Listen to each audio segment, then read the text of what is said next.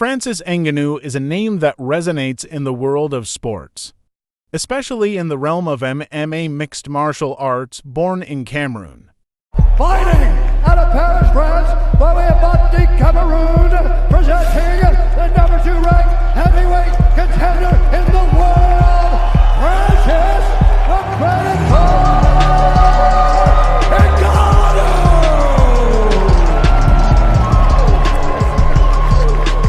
He has lived a remarkable life marked by his meteoric rise.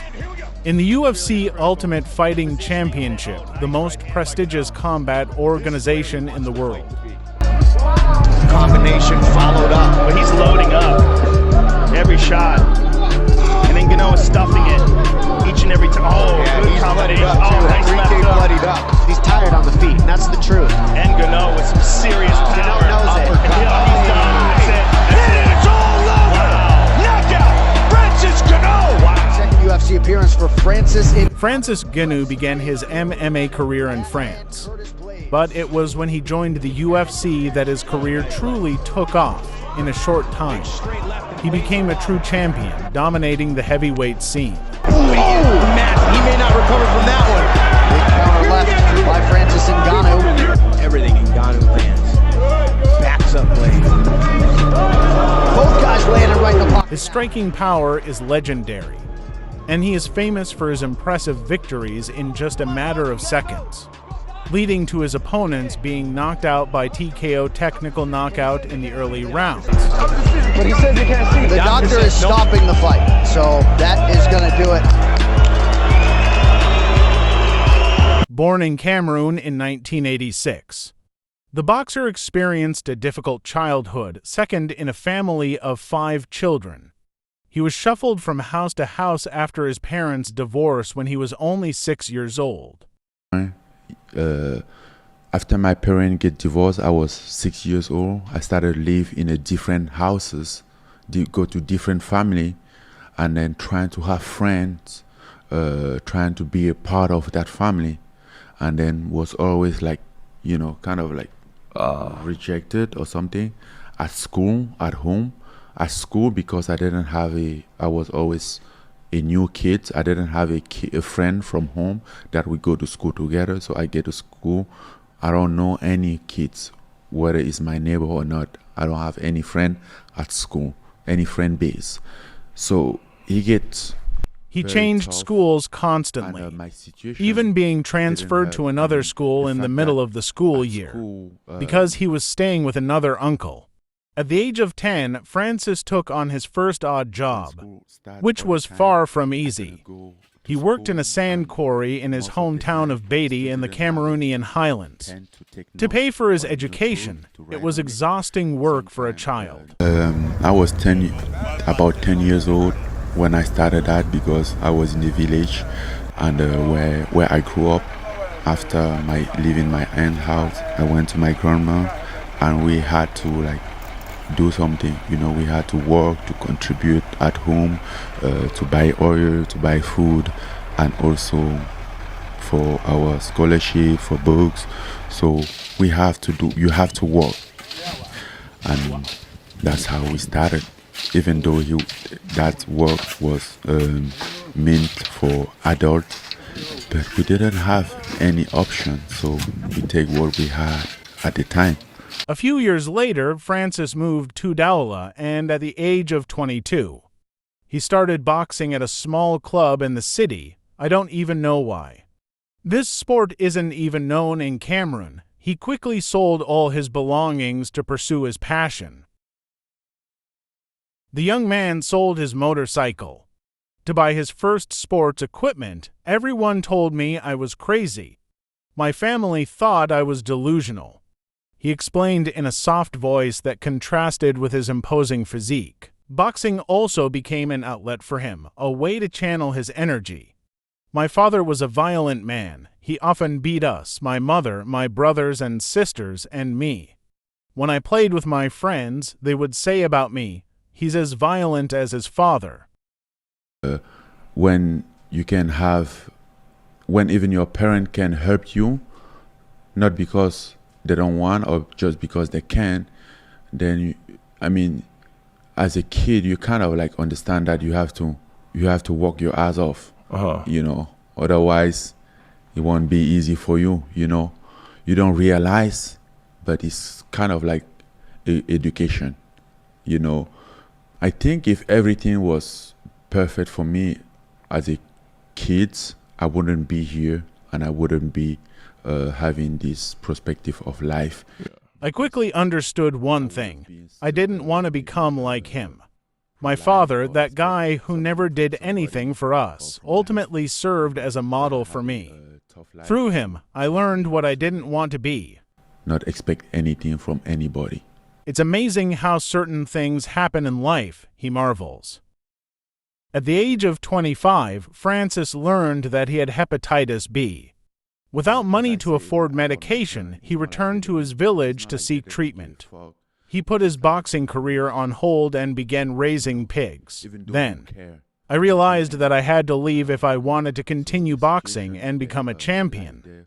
Without notifying his family, one day in 2012, the Cameroonian set out on the path of exile with only a small backpack. If my 18-year-old younger brother wanted to go to Europe, I would tell him not to do it. I know the risks too well, he warns. Despite being interviewed many times by the media, Francis has never wanted to discuss his experience on the road to exile in the press. It was too painful, too early. Yeah, he make it very difficult to come to your point. The champion would like to forget. Erase from his memory those long months spent on the road. He crossed Niger and Algeria before arriving in Morocco, a harrowing journey. I can never forget the barbed wire of Melilla, he says, referring to the passage in the Spanish enclave. More than 200 African migrants have scaled the border fence into the Spanish enclave of Melilla. It's the biggest assault on the border in more than 8 years. The new arrivals, many from Cameroon and Guinea, headed towards the migrant reception centre, celebrating touching European soil.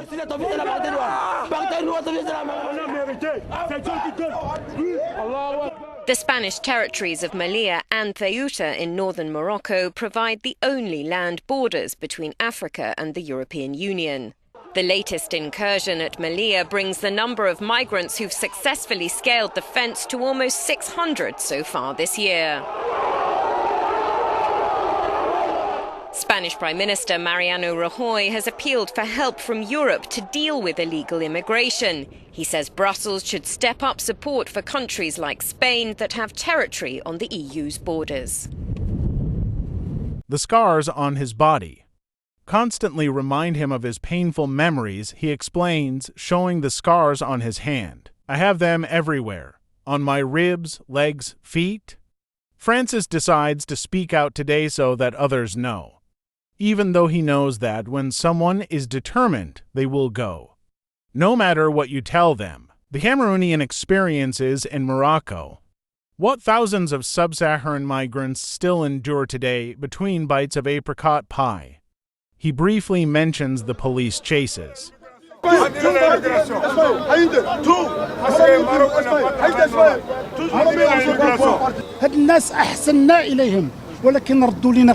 of his belongings on Mount Gorugu, a forest near Melilla where migrants wait to cross into Spain, and forced deportations.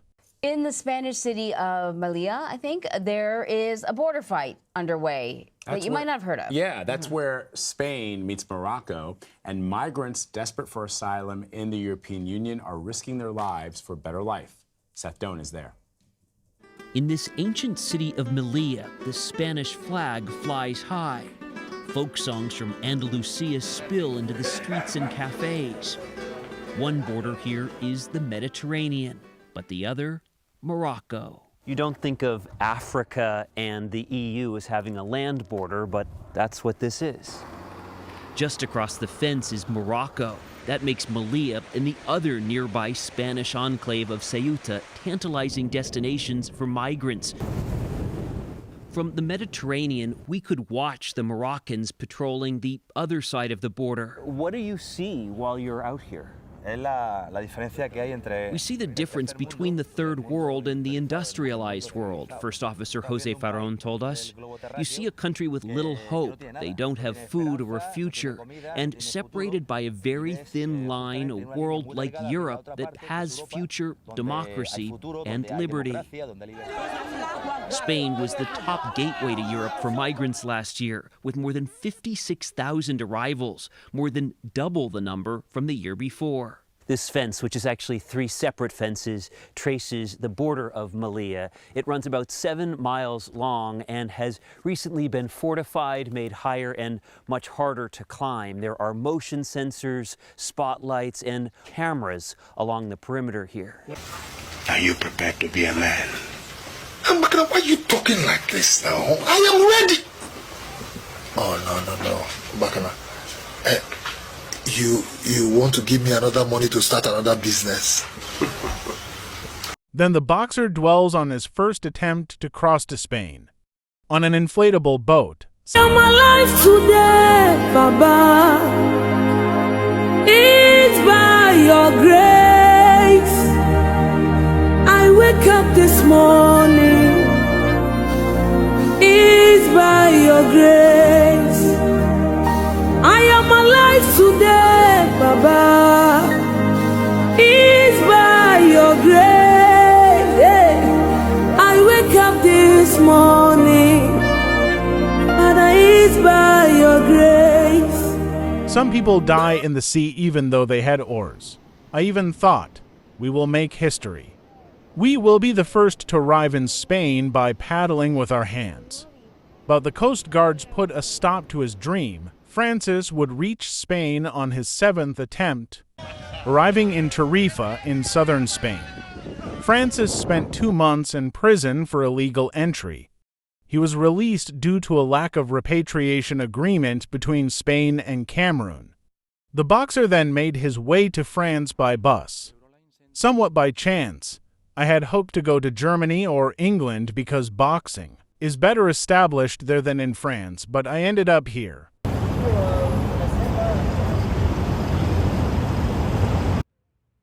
Upon his arrival in the capital in June 2013, Francis landed in a migrant shelter. It was a disappointment. It was dirty and unsanitary inside. I thought, is this France? Is this why we risk our lives? It was a shock for me. I didn't expect to see that in this country. Ils déposent juste la nourriture qu'on mange. Il y a des volontaires, des bénévoles qui viennent tous les jours et ils préparent ailleurs. Ils amènent les habits de couverture, des trucs comme ça. Pour l'instant, seule une poignée de toilettes sont à disposition. Des douches vont être installées. De quoi survivre à l'approche de l'hiver. The predator didn't stay there and preferred to spend his nights in a parking lot on Avenue Daumesnil. In the 12th arrondissement of Paris, he avoided mixing with other migrants, stayed away from camps and food distributions by associations.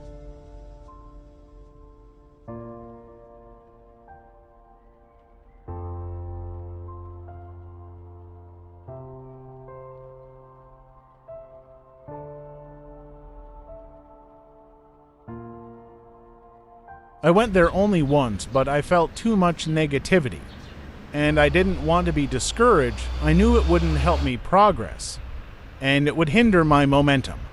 I wasn't there to live a life of misery, but to conquer, said the athlete with a touch of arrogance.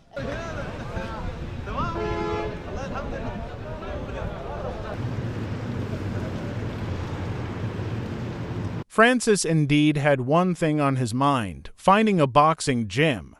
The day after his arrival in Paris, he knocked on the door of a neighborhood gym.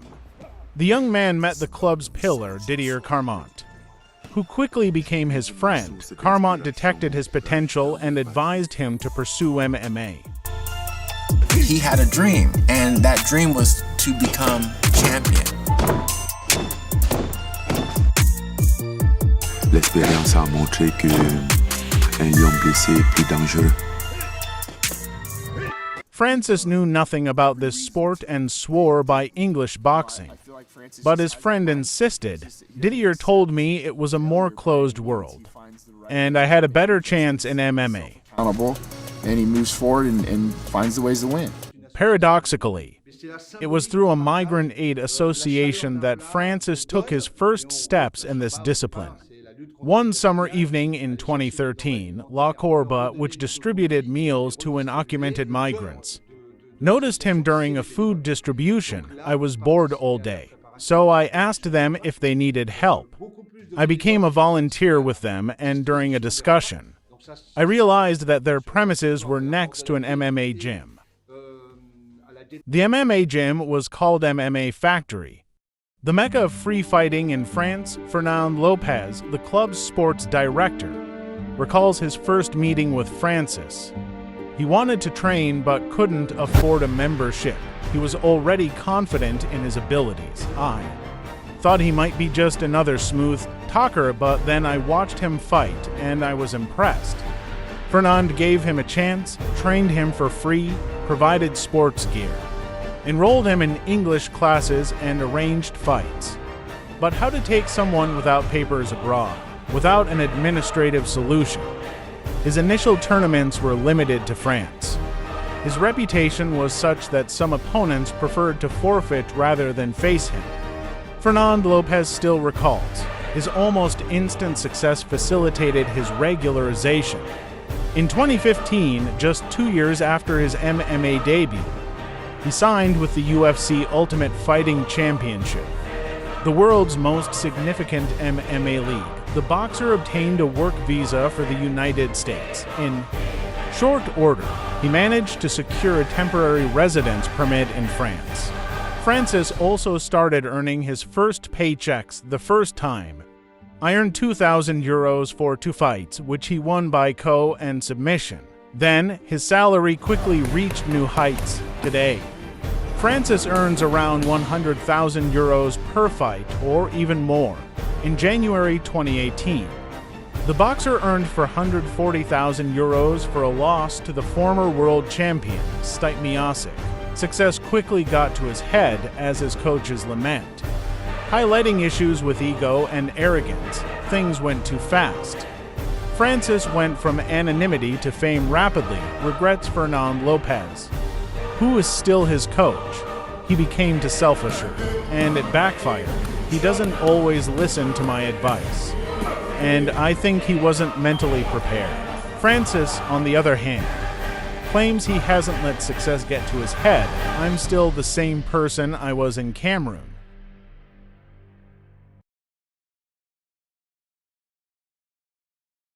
It's thanks to my pride that I'm where I am now, he says. I don't care how good you are in anything. You don't have discipline, you ain't nobody. I'm coming for everything.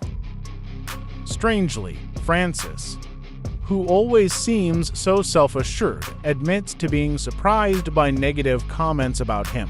Not to mention that this is a heavyweight fight, and that's what is very excited about heavyweight. We know that everybody in the heavyweight division can knock everybody out. You've got the hardest punch in the world. If it does land completely clean on Tyson Fury, what would happen? Good night. Lies off. I get criticized because I lost my last 2 matches. When you lose, people criticize you. That's how it is, he sighs. Unfortunately, it's the flip side of the coin, and I hadn't anticipated it. The champion believes he hasn't forgotten his roots as proof. Very serious. You know, this is just the beginning. Hear me, Francis? That's the beginning. You didn't get started yet. I opened a gym in Beatty so that young people can train for free, he explains. I had dreamed of that when I was a child. The Colossus regularly returns to Cameroon, where he is welcomed as a true star.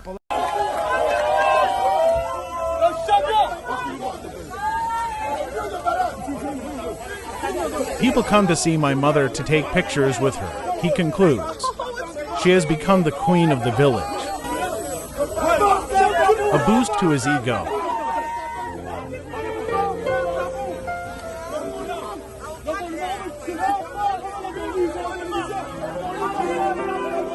Francis Ngannou's path exemplifies the intricate interplay of boundless ambition, innate genius, and the promise of a magnificent future. A comprehensive analysis of his experience sheds light on the societal and individual dynamics surrounding ambition, talent, and hope. This narrative should be scrutinized from an intellectual standpoint to gain a deeper understanding of these fundamental concepts. This narrative should be scrutinized from an intellectual standpoint to gain a deeper understanding of these fundamental concepts. Today, Baba, it's by your grace. I wake up this morning. It's by your grace. I am alive today.